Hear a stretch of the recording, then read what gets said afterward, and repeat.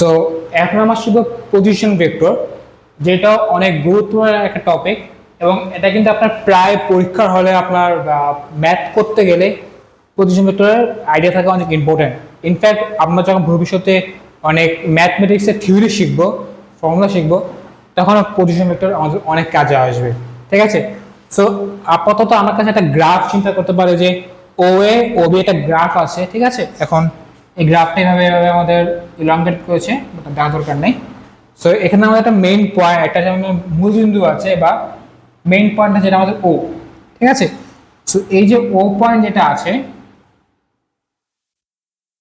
এই ও পয়েন্ট থেকে দুটো ও এ এবং ও বি, ঠিক আছে, এবং এখানে একটা ভেক্টর আছে যেটা হচ্ছে আমার ওপি, দেখা যাচ্ছে কিনা, এই যে ওপি, এই ওপি ভেক্টরটা মূলত আমাদের এখানে পজিশন ভেক্টর বা অবস্থান ভেক্টর। এটা কেন? এখন প্রসঙ্গ বিন্দুর কাঠামো, মানে আমি যদি চিন্তা করে থাকেন যে আপনি, আমাদের কিন্তু প্রত্যেকটা সময় আমরা কিন্তু কোনো একটা জিনিস চলমান স্থির, আমরা এটা কিভাবে বুঝে থাকি, আমরা কোনো কিছু রেফারেন্সে বলে থাকি।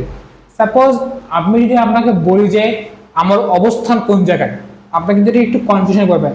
আপনি তো বলতে স্যার আপনার অবস্থান তো স্যার বোর্ডের সামনে, বোর্ডের সামনে থেকে সাপোজ 5 মিটার দূরত্ব আছে, 5 মিটার না, সাপোজ 1 মিটার দূরত্বে আসে।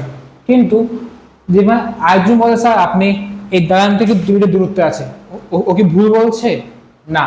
কেউ যদি বলে যে সাপোজ এই আমার কাছে একটা বই আছে, এই বইটা আমার কাছে 3 মিটার একটু 1-1.5 মিটার দূরে আছে, এই বই থেকে আমার দূরত্ব 1.5 মিটার দূরে, সে কি ভুল বলছে?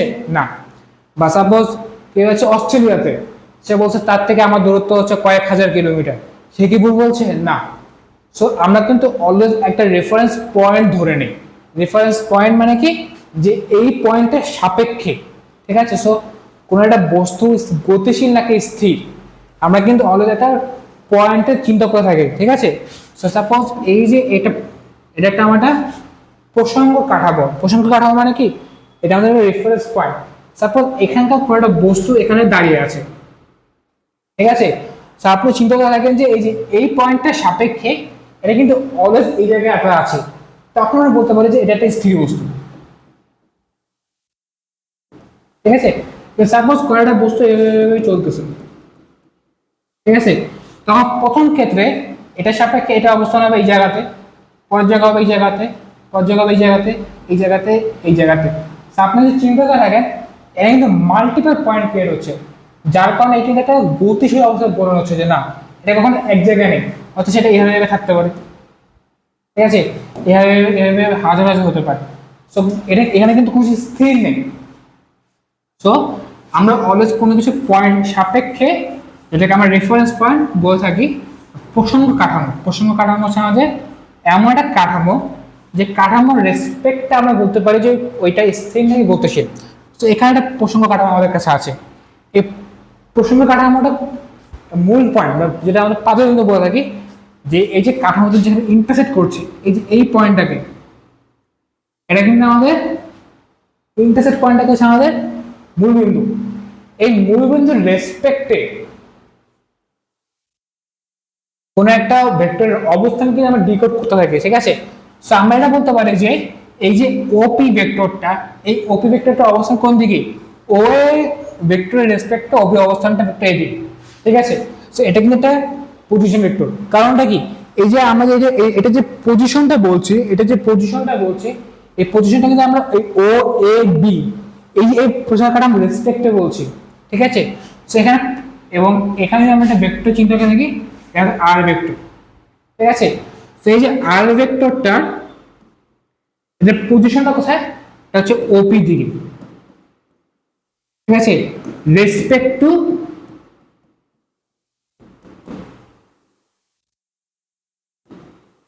এবি, যে আমাদের যে প্রসঙ্গ কাঠামোটা আছে, সো কোন কিছুর রেসপেক্টে আমরা কতটুকু দূরত্বে আছি প্রসঙ্গ কাঠামো রেসপেক্টে, সেটা হচ্ছে মতো আমাদের এই ভেক্টর ডিকোড করছে। সো পজিশন তো এটা, যে আপনি চিন্তা করবেন যে অলরেডি একটা কাঠামো আছে, একটা রেফারেন্স পয়েন্ট আছে, রেফারেন্স পয়েন্টের রেসপেক্টে যদি আমরা কোনো ভেক্টরকে বলে থাকি, সাপোজ আমার কাছে একটা রেফারেন্স পয়েন্ট আছে এখানে, আমি আপনাকে আরেকটু জিনিসটাকে ডিকোড করছি। আপনাদের বেটার আন্ডারস্ট্যান্ডিং এর জন্য। সাপোজ আমার কাছে একটা প্রসঙ্গ কাঠামো আছে এইরকম, ঠিক আছে। এখন এইটার রেসপেক্টে এইটা এখানে আছে, এটা আমার আছে এদিকে, এটাও আমার, এটা আমি ধরলাম R1, এটা ধরলাম আমি R2, ঠিক আছে। এখন দেখেন এই যে R1 R2, এখন কোনটা গতিশীল কোনটা স্থিতিশীল, বা কোনটা সদৃশ কোনটা বিসদৃশ, এগুলো আমরা কিভাবে বুঝবো? আমরা রেফারেন্স পয়েন্ট রেসপেক্টে বুঝবো। অর্থাৎ আমরা এতক্ষণ ধরে যেসব ভেক্টরগুলো আছে সেখানে প্রত্যেকটা ক্ষেত্রে কিন্তু একটা রেফারেন্স পয়েন্ট ছিল, সেটাকে আমরা চিন্তা করে নিই যে ঠিক আছে ওই রেফারেন্স পয়েন্টের রেসপেক্টে আমরা চিন্তা করি। আপনি যে আপনার অবস্থান চিন্তা করে থাকেন, মনে করেন আপনি একটা রুমে আছেন, রুমে আপনি বলছেন আপনার অবস্থান কোন জায়গায়।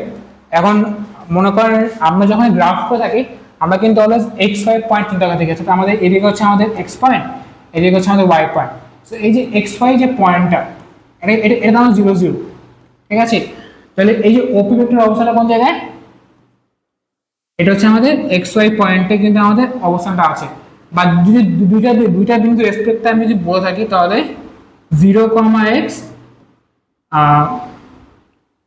সরি সরি সরি,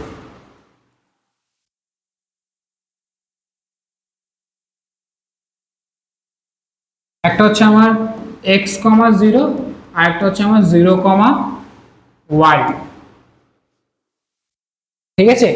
সো এটার রেসপেক্টে এইটা, এটার রেসপেক্টে এইটা, আমি আপনাদেরকে একদম ফার্স্টে বলেছিলাম যে আমরা ভেক্টর কিভাবে, ভেক্টরের ভ্যালু কিভাবে ডিফাইন করে থাকি, ending point divide minus point. আমরা কিন্তু এটা হচ্ছে আমাদের ভেক্টরের পয়েন্টটা। তো অবস্থান ভেক্টর বা পজিশন ভেক্টর এটাই, এটা প্রসঙ্গ কাঠামো মূলবিন্দু সাপেক্ষে ভেক্টরটা অবস্থানটাকে আমরা প্রসঙ্গ কাঠামো বা অপজিশন ভেক্টর বলে থাকি।